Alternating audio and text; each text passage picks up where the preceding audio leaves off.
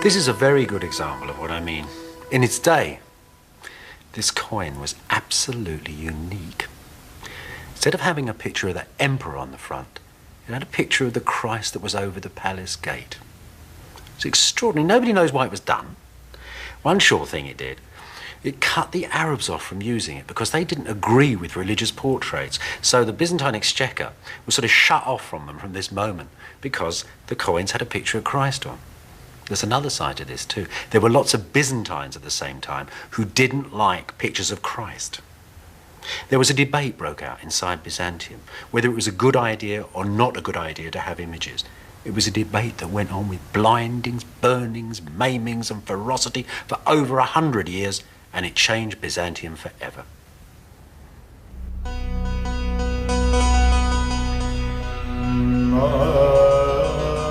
By the 8th century, after the invasion of Byzantium, Constantinople, the ancient capital, stood at the centre of a gathering storm.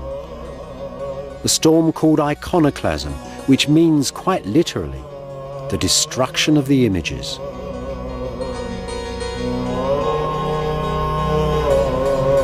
In the year 730, there was a whole lot of agitated people milling around in this square. They'd come here because they'd heard that the emperor wanted to take down the great picture of Christ that hung above the palace gateway.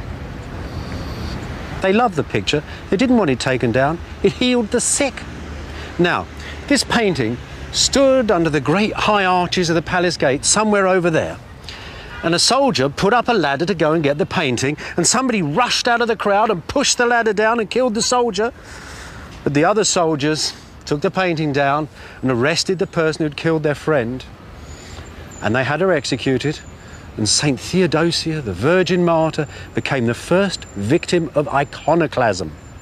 Iconoclasm, the cataclysm of the paintings, this movement that started in the palace of Byzantium to destroy all holy images. 30 years after they took the picture down from the palace, the iconoclasts, that is the people who were destroying the images, went through the great church itself. The patriarch was murdered, all the images were taken down. And though the angels came down from heaven, so it was said, and beat the impious emperors, the iconoclasm continued.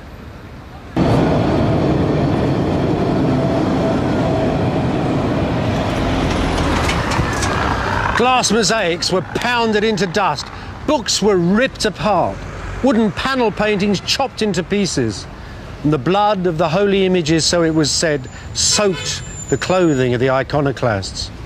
It wasn't only little things either. The monuments of the city were actually covered in images. This, for example, was part of a great milestone that stood at the centre of the city. The emperor decreed that the sacred image of the Virgin that it contained should be scraped away and a picture of his favourite charioteer put up in its place. What on earth was going on?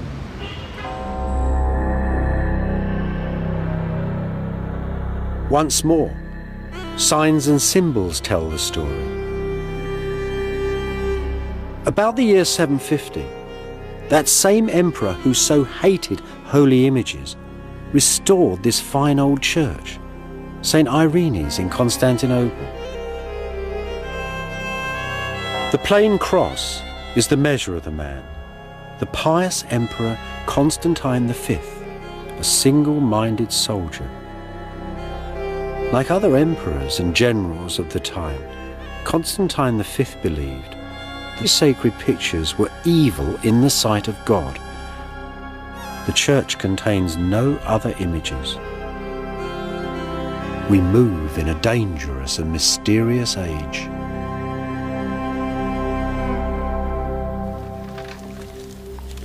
Part of the dark mystery of iconoclasm was actually solved a few years ago in the Vatican Library by the study of this old book.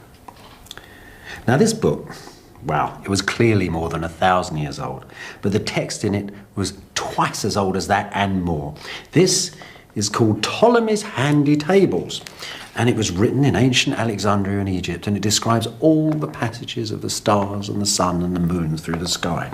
What was so remarkable about this copy of it was not simply its beauty, but also the fact that it had been written at the height of iconoclasm, right at that burning beginning when every image in the churches were being destroyed. Now, the key of this book, and the central image of it, is this beautiful plate in the front. And it shows you, it's a sort of a diagram from the most ancient world of astrology. There's the zodiac signs around the edge, all those wonderful old signs, all added together to make a sort of cosmos. And in the middle, this iconoclast artist has actually painted Apollo, the sun god. This is the ancient Greek world. It revolves around the sun. And there's Apollo in his chariot sailing through the sky. Isn't that extraordinary? These pious emperors who think so deeply and so hard about Christianity have put Apollo in his chariot at the center of the universe. Why didn't they have done that? The truth is, of course, this man is interested in these old pagan values. He's thinking of luck. Charioteers, his favourite charioteers, ran races and won them in the centre of Constantinople. The charioteers brought luck and victory to his city, and that's what these iconoclasts wanted. They wanted a pure Christianity, but they wanted that most ancient virtue, luck.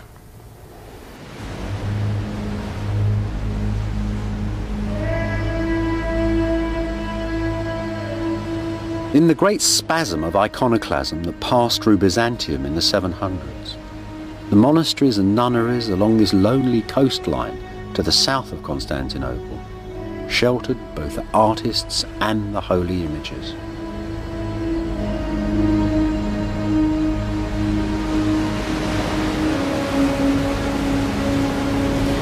The battle for the icons ebbed and flowed throughout Byzantium like a summer storm. But you know, those pictures never really left the people. They were too much beloved. The monks really fought for them. The monks of the great imperial monasteries of Constantinople, the monks that lived here in this idyllic land along the coast of Marmara, they died for those pictures. There were icons too, even in the royal palace. The ordinary people liked them. The people in the royal family liked them. Constantine V's own son was married to a girl from Athens called Irene, who kept icons in the palace. Now, Irene was an interesting lady. She wanted the icons back. And when her son finally became emperor in his own right, she took him back to the room where he'd been born, a room of shining porphyry, and had him blinded and restored the pictures. That terrible story of Irene wasn't the end of the iconoclasm. 50 years later, they were still torturing people who liked pictures. A painter called Lazarus had his hands forced down on sheets of red-hot iron to stop him painting, and still he got a paintbrush in his crippled hand and painted a new image of the Halcate Christ on the gate of the imperial palace. And that, as the people of the city knew, was the restoration of the pictures.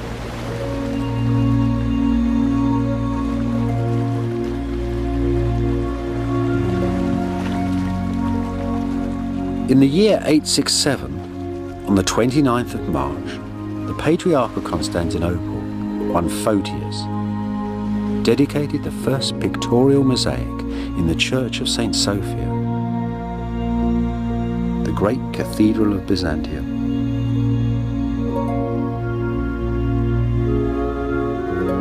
Beside it, in mosaic, was a single sentence: "These images that the heretics cast down have been set up again by pious emperors." The iconoclasts had lost the century-old debate.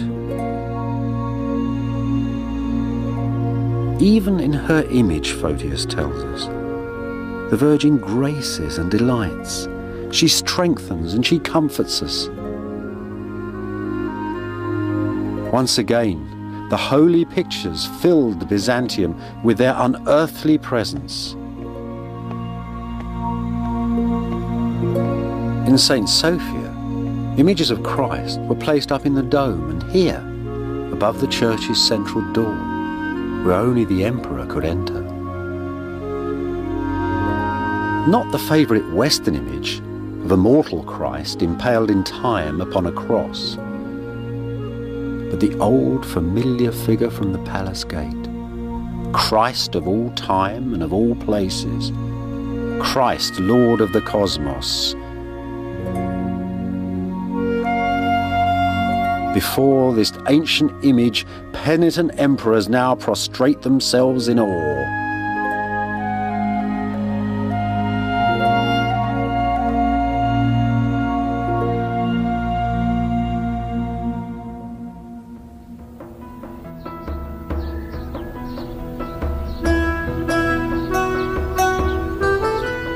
Not long ago, there was a better ending to this story.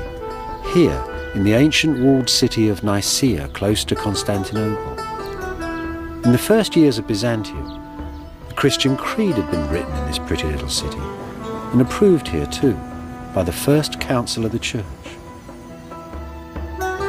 Over the following centuries, Nicaea had filled with little churches. One of them, a miniature Saint Sophia, decorated with mosaics that celebrated the return of icons after the iconoclasm. Now, though, you can only see the glittering scenes in old photographs. The triumphant angels, the exquisite Madonna drawn over the shadow of the iconoclast's plain cross. All of this was blown away in the Greek and Turkish wars of 1922, and each side still blames the other.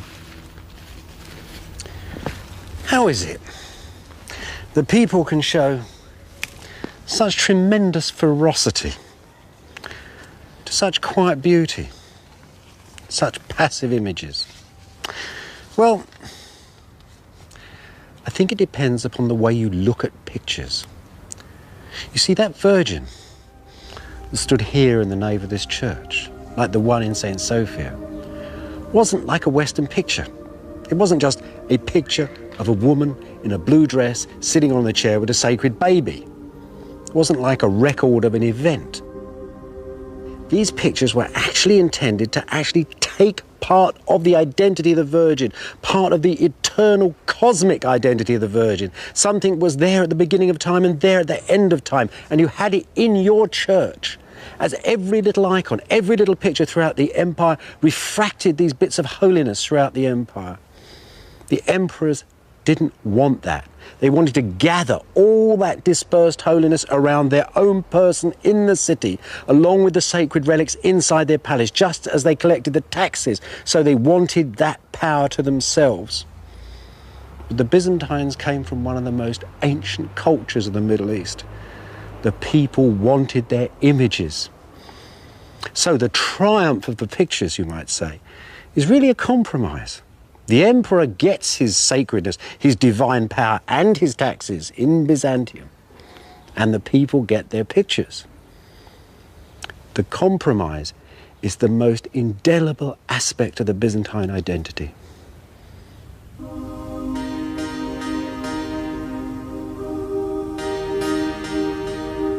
This is a picture of a procession carrying an icon, and it was made 6 centuries ago, in the last years of Byzantium. It gives a precious glimpse of Constantinople's most famous image of the Virgin Mary, painted, it was believed, from the life by St. Luke himself.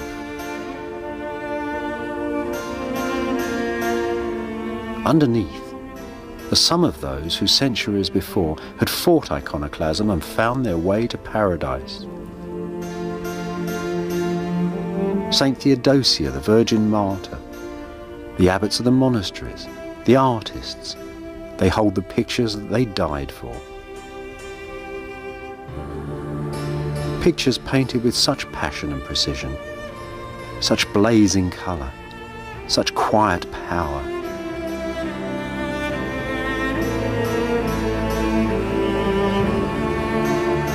They say that on the last night of Byzantium, on the evening of Monday, the 28th of May, in 1453, just hours before Constantinople fell to the armies of the Turks, that the Virgin came down into her city for the last time and took her picture back to heaven.